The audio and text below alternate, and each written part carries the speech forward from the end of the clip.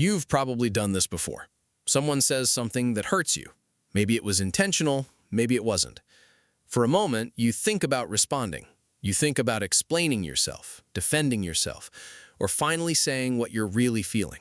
But instead, you go quiet. You stop talking, you pull back, and you tell yourself you'll deal with it later. From the outside, it can look like you don't care. It can look like you've lost interest in the conversation or decided the situation isn't worth your attention.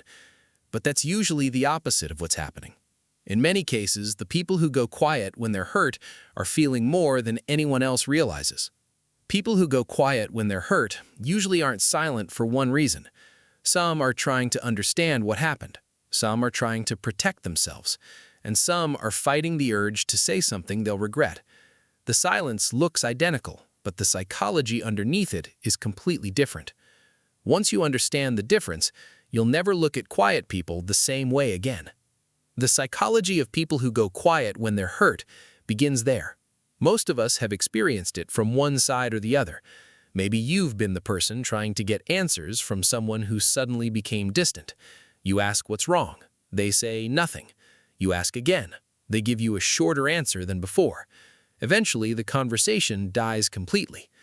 Or maybe you've been the quiet person, the one carrying 100 thoughts internally, while everyone around you assumes you've stopped caring. What makes this so confusing is that silence is easy to see, but difficult to understand. Two people can become equally quiet after being hurt, while experiencing completely different things underneath. The first kind of silence comes from processing. Developmental psychologist Jerome Kagan spent decades studying what he called high reactive temperaments, people whose nervous systems respond to emotional stimuli with greater intensity and require more internal processing time before they can respond. These are people whose minds naturally move inward when something emotional happens. When they're hurt, they don't immediately know what they think. They don't immediately know what they feel, and they certainly don't know how to explain it yet. So they become quiet. Not because they're avoiding the situation, but because they're trying to understand it. While everyone else has moved on, they're still replaying the conversation. They're still examining the words. They're still wondering whether they misunderstood something. They're still asking themselves questions nobody else is asking. Did they mean it that way? Am I overreacting? Should I have said something different? What happens now? From the outside, it looks like withdrawal. Internally, it's investigation. The silence isn't empty. It's crowded with questions, possibilities, and interpretations. This is why some people become quieter the more hurt they are. The deeper the emotional wound, the more processing their mind tries to do before responding. Unfortunately, that often creates misunderstandings. While they're trying to understand the situation, the other person is trying to understand the silence, and both sides end up confused. But then there's a second kind of silence, and this one runs much deeper. Think about someone who learned very early in life that expressing hurt wasn't safe. Psychologist John Bowlby called this the formation of an internal working model, the brain's early template for whether emotional expression leads to connection or consequences. Maybe they grew up around criticism. Maybe vulnerability was treated as weakness. Maybe their feelings were dismissed, mocked, or ignored. Over time, the brain learns something important. Showing pain doesn't create connection, it creates risk. Once that lesson settles into the nervous system, silence becomes protection, not a decision, but a reflex. Years later, the person experiences conflict and immediately retreats inward, not because they don't care, but because some part of them expects disappointment. The strange thing is that many people carrying this type of silence don't even know they're doing it. It feels normal, natural, automatic. They think they're simply private people. But often, their silence is carrying experiences much older than the current situation. The disagreement that happened today is being filtered through years of emotional history. That's why a conversation that looks small from the outside can feel enormous on the inside. The silence isn't about one moment. It's about every moment that taught them what happens when they make themselves vulnerable.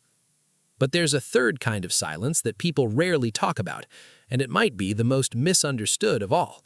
Sometimes people go quiet because they know exactly what they want to say. They know they're angry. They know they're hurt.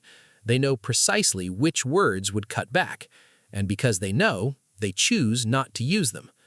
Most people think emotional control looks like saying the perfect thing. Often, it looks like saying nothing at all.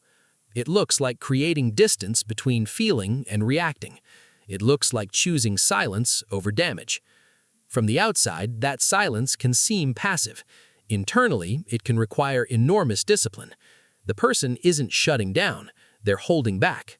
They're giving themselves time. They're refusing to let temporary emotions create permanent consequences. And that distinction matters, because the exact same silence can mean completely different things. One person is processing. One person is protecting themselves. One person is practicing restraint. Three completely different psychological experiences, one identical behavior. And unless you know the story behind it, they all look the same. But here's the part most people never realize. When someone goes quiet after being hurt, the silence is often mistaken for a lack of feeling. The truth is usually the opposite. The people who care the least often move on the fastest. The people who care deeply are often the ones still thinking about the conversation hours later, still replaying it, still questioning it, and still carrying words everyone else forgot. That's why silence can be so deceptive. It hides effort. It hides emotion. It hides attachment. The absence of words is not the absence of feeling. Sometimes it's evidence of how much feeling is happening underneath. And maybe that's the realization hidden underneath all of this. People who go quiet after being hurt are not all experiencing the same thing. Some are trying to understand what happened. Some are protecting parts of themselves that learned vulnerability was dangerous. Some are choosing not to let emotion speak before wisdom has a chance to speak. Different reasons, different histories, the same silence. So the next time someone becomes quiet after being hurt, resist the urge to assume you know what it means. Because silence is not a personality trait, it's a response. And responses always have a story behind them. If you tend to go quiet when you're hurt, I'm curious, which kind of silence do you recognize most in yourself? The silence that comes from processing, the silence that comes from protection, or the silence that comes from restraint? Because silence is not the absence of a voice. It is a voice that decided the room wasn't ready to hear it yet. Tell me in the comments. I'll be reading every one of them. And if you enjoy exploring psychology, human behavior, and the hidden patterns behind the way people think and feel, subscribe for more videos like this.